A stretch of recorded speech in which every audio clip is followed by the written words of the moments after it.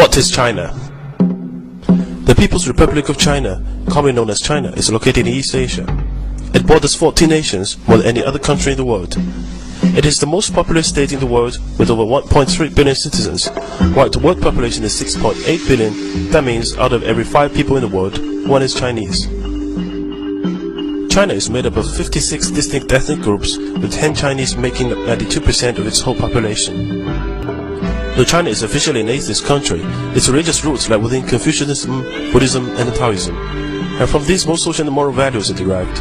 There are also a significant number of Chinese Muslims who arrived via the Silk Road trade route and still retain their own distinct culture. Language. Chinese is the most widely spoken language in the world, as well as one of the most intelligible for foreigners. There are many regional dialects of Chinese, although the most widely spoken is Mandarin and Cantonese. Chinese characters evolved over time from earlier forms of hieroglyphs. Chinese contains over 40,000 characters, but a well-educated person can recognize around 6,000 characters. Some 3,000 are required to read a newspaper. Youth. Most married couples in China are subject to the one-child policy, which was introduced in 1979 to curb massive population growth. It is believed to have prevented more than 300 million births since then. Another consequence of the policy has been the emergence of so-called little emperors. A generation of self-centered consumers has developed. While the Chinese education system has rapidly developed, there remains a heavy emphasis on passing exams.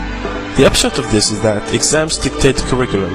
While Chinese students can master and memorize incredible amounts of knowledge and information, they often lack the ability to critically think, develop their own opinions, and engage in creative activities. Due to the propensity for preferring sons over daughters, China is facing a large population imbalance, with currently around 120 boys born for every 100 girls. By 2020, there will be 30 million more men than women. Economy.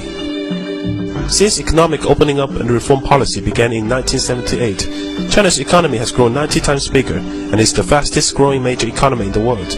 China's annual average GDP growth is predicted to be 9.5% for the period of 2011 to 2015. It is the world's largest exporter and the second largest importer of goods.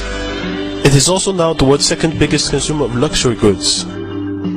It now has the world's second largest GDP at about $6 trillion, 40% of the United States. Although its per capita income of $4,300 is still low and puts China behind roughly 100 countries, China's growth has been uneven when comparing different geographic regions and the rural and urban areas. Development has also been mainly concentrated in the eastern coastal regions, while the remainder of the country are left behind. In the past decade, China's cities expanded at an average rate of 10% annually, a scale unprecedented in human history. China is a country crazy for skyscrapers to show its economic booming. More than 200 skyscrapers are being built here now. Within the next 3 years, there will be 1 skyscraper completed every 5 days in China, which will make the total 800 in 5 years' time, 4 times as many in the States. China is the world factory. 1 out of every 3 household appliances, 3 toys, 2 pairs of shoes, 2 shirts are made in China. It has now become the world's largest energy consumer, but relies on coal to supply about 70% of its energy needs. Leading Chinese environmental campaigners have warned that water pollution is one of the most serious threats facing China now. Yet with $34.6 billion invested in clean technology in 2009, China is the world's leading investor in renewable energy technologies. China produces more wind turbines and solar panels than each year than any other country in the world. Most people think the Chinese have small families. This is because in the 1970s, the Chinese started the one-child policy. The Chinese government was worried about how many people were living in China. They decided to regulate the growing population. Parents that have more than 1 or 2 children may have to pay a fine. Exceptions are made for families in rural areas, because their farms need helping hands to grow crops and raise livestock. Chinese households may not be as small as you might think, because many Chinese homes have grandparents, parents, and children living in the same home. Respecting and honoring the elderly has been a significant part of Chinese culture for centuries. The oldest person in a family or business has the most respect, honor, and dignity. Young people can call an older person ye, grandfather, and nai, grandmother, ayi, aunt, and shushu, uncle, as a sign of respect even though they are not really related.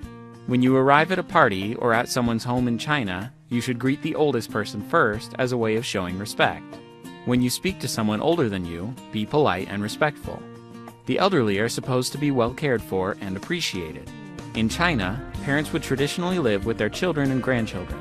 But now, more and more young adults are having to move out due to the strains of modern life.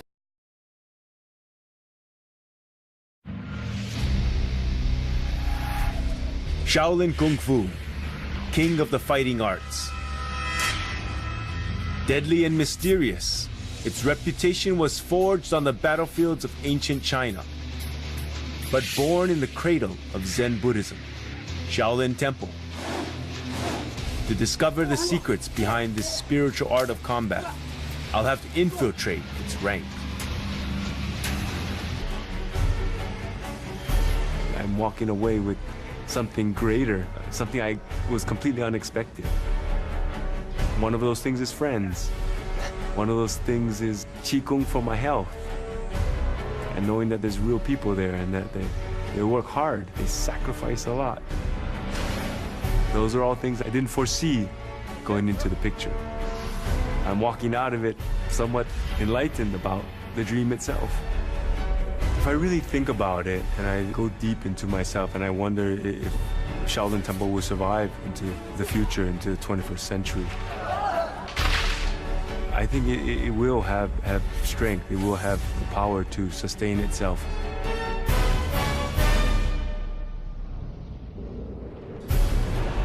I like the diversity that Shaolin Temple brings. I like the inner strength that has nothing to do with technology. They all start from being at peace with yourself, and that is the only way you have peace in the world. It's a very strong message that Shaolin Temple brings, and you don't find it in many places.